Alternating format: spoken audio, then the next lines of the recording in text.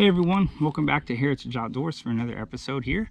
What I'm wanting to show you today is one of my favorite all-time techniques for catching bass, and that is the Texas rig. Using a Texas rig or the Texas rig, you can target a lot of different fish, but I find that you're able to use that not only in just your spring, you're also able to use that in your summertime fishing as well as your fall time fishing. It's just a very versatile approach to be able to get those bass that you're targeting. And when it comes to just like what type of soft baits can you use, I'll cover that. I use a lot of the Z-Man plastics. The Big Turd is what I use. I absolutely love this. It just lasts a really long time. It floats, so it kind of like helps that back end to be able to come up just a little bit. Just kind of helps give that little extra to the approach. You can use tubes. I use a lot of tubes sometimes, just again, just trying to target that crawfish approach to my style of fishing there.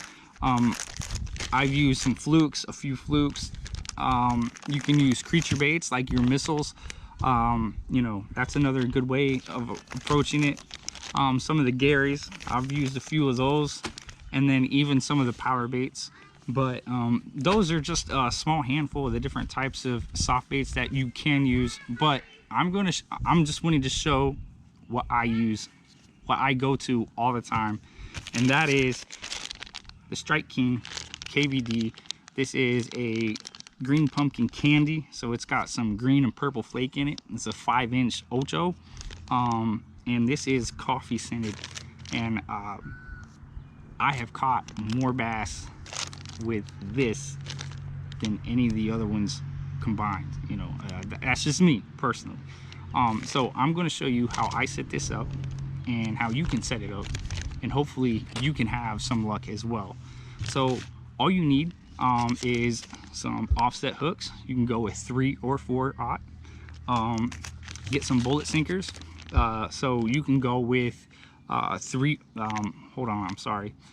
you can go with the 3/8 ounce or 1/4 ounce. You can go lighter, you can go heavier. It's just depending on how fast you're wanting that bait to fall to get to your targeted zone.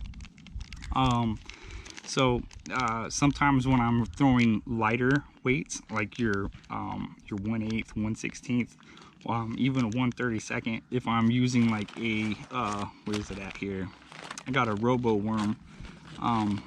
That's when I'm throwing some really lightweight. It just gives that subtle fall through the water. It's not falling as fast, and it just really adds a lot to your bait. But that's more of a finesse style there. So anyhow, what I like about the Texas rig is you're able to just do a lot of power fishing, a lot of searching for those fish, like when you're either making long casts or flipping, pitching, that type of thing. That's what I'm using. But again, so you got your 3/8, 1/4 ounce bullet sinkers. Those are the ones that I'm basically sticking to almost all the time when I'm throwing the Texas rig. You can use some glass beads. Just right now I'm not using those, just because like a lot of the fish that I'm trying to target are on beds, and so they're just really spooky, and so like the glass bead just kind of adds a little too much noise in my opinion. I'm just trying to get that quiet approach, real subtle, get in there real quick, real quiet and everything. And of course you need your soft bait. So I am going to rig up with my all-time favorite here, Mr. Kvd himself.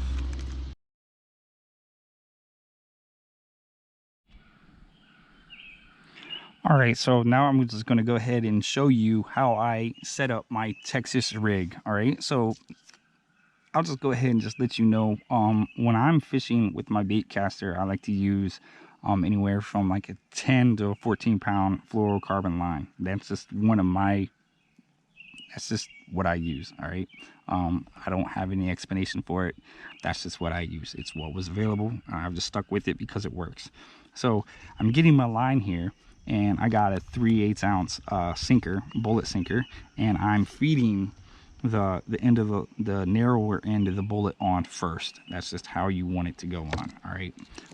Just because of the time of year it is, we have a lot of male bass that are guarding the beds, and they're just not wanting to chase a lot of the lures and stuff. Everything right now is like, you're really lucky, really fortunate to be able to land a bass right now that's on the bed, especially those males, because the females haven't came up yet into the bed to actually spawn, at least where I'm fishing. So I'm not using the glass bead right now because it just throws off that extra noise. One of the things I have done is I have painted the end of my bullet sinkers. I've painted those red. I've gotten like fingernail polish and whatever. In one of the videos I'm going to be posting with this, you will see that in one of the bass, that the first video that I posted. So anyhow, as far as like how to attach the hook to the line, I'm going to be using a Palomar knot.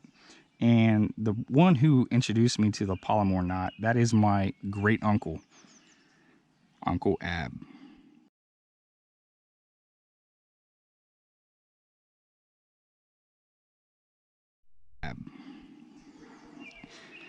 I called him up. He's been such a help to my learning experience with fishing. He's been just really a lifesaver. But he's the one who told me about the Palomar knot, and I was having horrible success with my knots. We just grew up. We really didn't know how to tie knots and stuff. We were trying to tie them. We knew you couldn't tie them like you would your shoes, and we really didn't know much about Google or anything like that. So all the knots that we were using, every time we went to set the hook on big fish, they would just slide off. The hook would come out and you would lose a lure, whatever. And he's the one who told me about the Palomar knot, and it has just worked. And you know what, that was really one of the only knots I knew how to tie.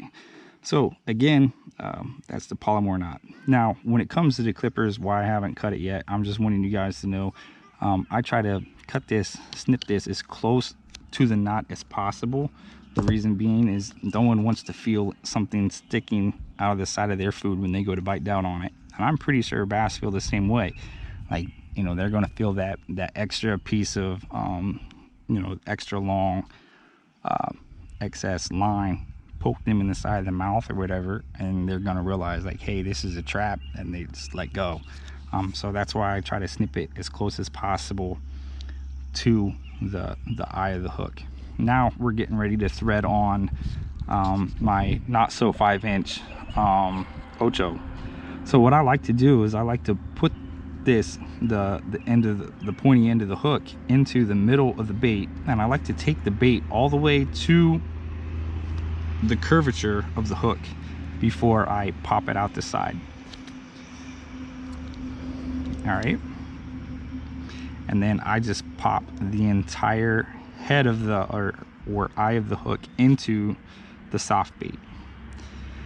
The reason for that, and I'll get to that later. All right, so I go ahead and I mark with my thumb on the soft bait where the hook is. All right, and then I take the hook and I just run that through the bait.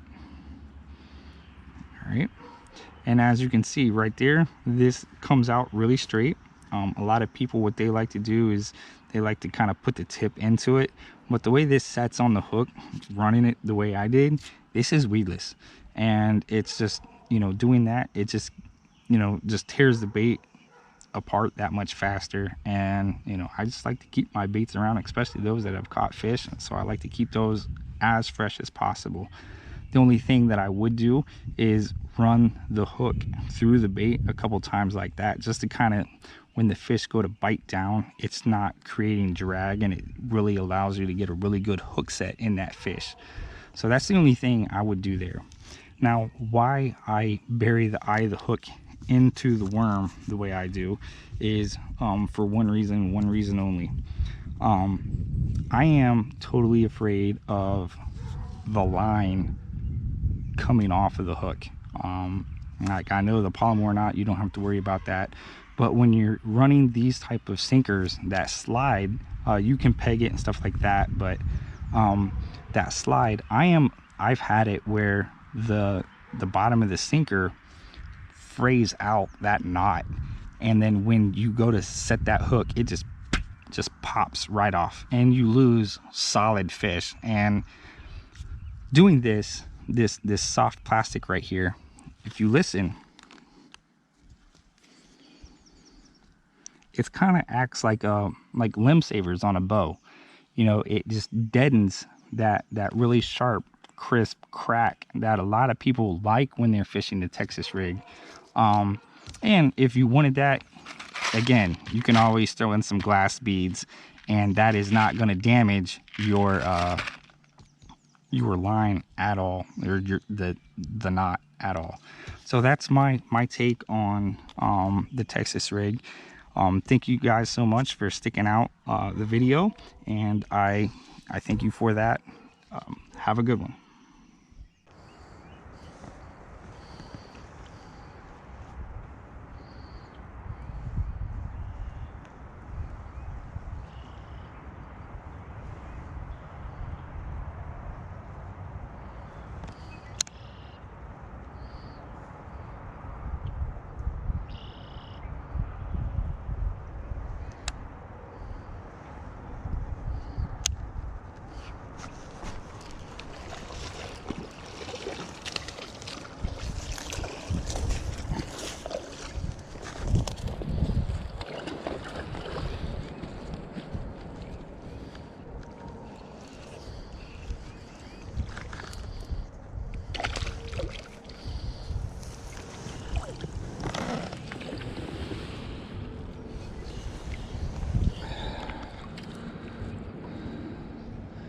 It's a good sized male, I think.